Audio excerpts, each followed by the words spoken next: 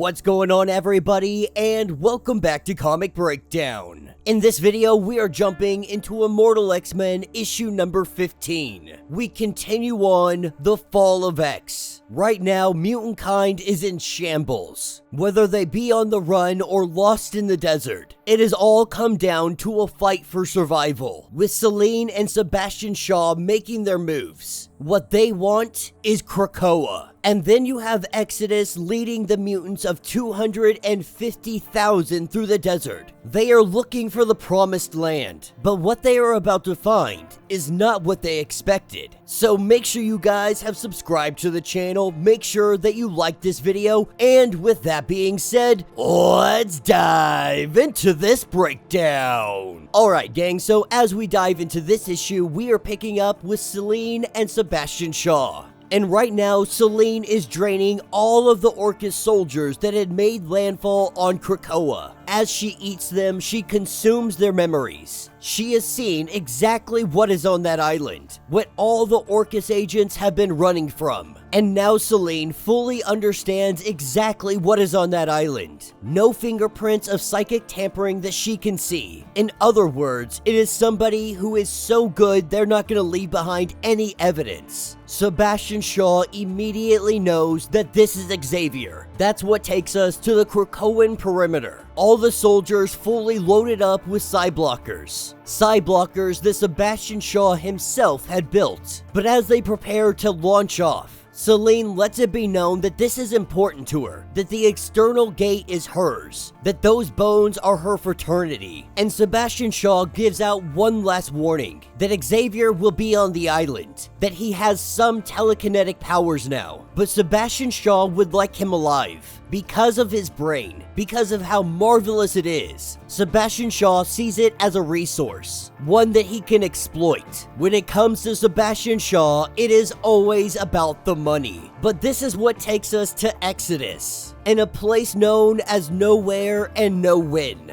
Exodus is using his mutant powers to bring water up to the surface. The water vapors gathered from miles around, but looking at this at face value, it could easily be taken as a miracle. Now Exodus and Hope, they have plans to share this power, to take turns using the gift. This will ensure that everybody survives as they make their way to the promised land. And Hope can't help but feel her name right now makes things very difficult, or at the least really egotistical. But the way Exodus sees it, Hope's name is essential. She is the Messiah. And so they cannot forget what her name means. They cannot forget her. Because if they lose her, if they lose what her name represents, they have nothing. Now, lucky for these mutants, there are 250,000 of them. When it comes to the water source, Omega-level telekinetic powers are gathering what they can. When it comes to food, they rely on the few mutants that are able to create food for them. They have everything that they need to survive, but they are still left wandering in the desert. But as our 250,000 make their way through the desert, we have Kafka, who is on patrol this evening. And while out on patrol, this is when he runs into a Wolverine. This Wolverine looking like it's about to kill somebody, and that somebody is Mother Righteous, with Kafka hightailing it all the way back to the rest of the mutants, giving word that he is coming for us. What we see is not one Wolverine, but many. And these Wolverines begin to do what Wolverines do best. As they are tearing everybody apart, this is when Exodus lets it be known that the wolves have fallen upon them. That this is a time of testing, with Exodus using his powers. All the Wolverines fly up to the sky and they explode into tiny little pieces. In an instant, all the Wolverines pop like a balloon. And with the defeat of the Wolverines, this is where we have the arrival of Mother Righteous. She is saying that her magic just isn't working right in this place. She's playing it off like she is lost in this place as well. But from what we had seen during the Hellfire Gala, it seemed like she was right where she wanted to be. Now, when Destiny hears the voice of Mother Righteous, she cannot help but just scoff at it. She lets us know that wherever we are, she cannot see from here. However, she remembers what she did see, and Mother Righteous was always a hole, a gap, concealed.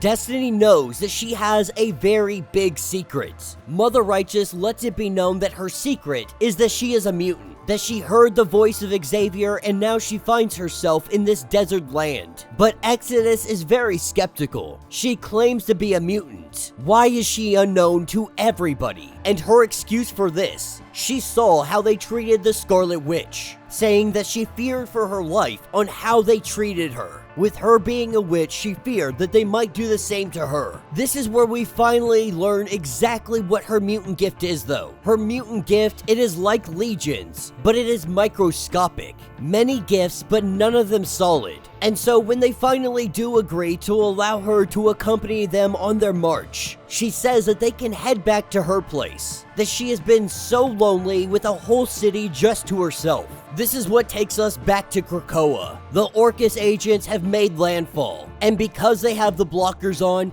Xavier is unable to manifest the monsters that scare them off usually. But Charles Xavier is not powerless. As quickly as these guys had made landfall, that's how quickly they died. Ripped apart, limb from limb, heads decapitated, guts spilled out all over the earth. It is more than obvious that the kill no human rule has been long gone. We have seen this from all over mutant kind. But the fact that Charles Xavier is out here doing that exact thing, he's killing humans as they make landfall, we can see that things have shifted. Mutant kind is taking the gloves off. And God have mercy on any that might stand in their way. But as we pick back up with Exodus, Mother Righteous, and all the others, she has brought the 250,000 to her new home. She said that she found it when she arrived, but we know this to be false. We know that she is lying and manipulating the situation, but nonetheless, this is the Atlantic Krakoa, the island that she had stolen away. And now all the mutants see this as the promised land. But Exodus doesn't believe that their testing is over. An oasis of the desert, and the desert remains a place of testing, and soon, revelation. This is where we get a glimpse of something else. And this makes things even more interesting, because the truth is, we don't know where we are. Our mutants could be in an entire different dimension. They could be on a completely different Earth for all we know. And obviously, this place has Logans that are like wild attack dogs, with Exodus reminding everybody not to forget that the desert is also the home of Satan. This is where we see an Apocalypse having Jean Grey chained up, and a Wolverine attack dog at his feet. It is obvious that there is much more to this place than we expected. And that will be the end of this issue.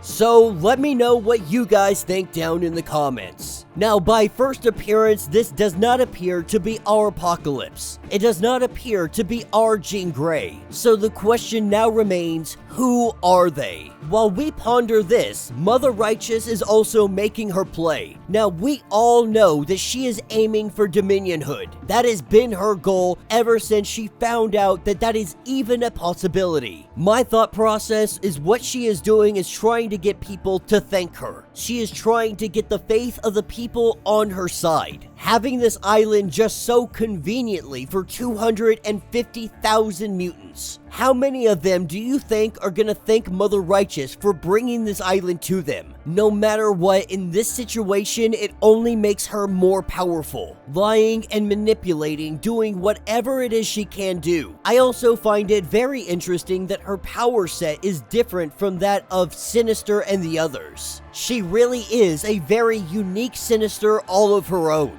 But while that story is being flushed out, we also have Charles Xavier, living in solitude on Krakoa, not allowing a single soul to come on board. He is still out there believing that mutant kind has died. Now, undoubtedly, he can sense that there are some other mutants out there. Individuals like Shadowcat, Emma Frost, etc., etc. But he is still under the impression that 250,000 mutants died because of him. And so while he just drowns in his grief, like I said before, mutant kind has taken the gloves off. There is no more kill no humans rule. All of that is wiped off the table after the Hellfire Gala. Mutant kind is going for revenge. They are going for blood. The resistance is building, from Shadowcat to Tony Stark, from Captain America to Emma Frost. Our heroes are fighting back, and this war has only just begun. So let me know your thoughts, let me know your theories. If you would like to get completely caught up on everything going on with this series, go ahead and check out the link in my description as well as the top of this video. It will get you completely caught up on everything going on with this series. If you would like to support the channel, you can always do so by joining the channel membership, much like Patreon having multiple different tiers, from $1 to $50, from loyalty badges to comics every single month. Not only are you helping out the channel tremendously, but you are getting tons of perks in the process. Now, if you're unable to do this, do me a favor, subscribe to the channel, like this video, hit that notification bell, and with that being said, until the next breakdown.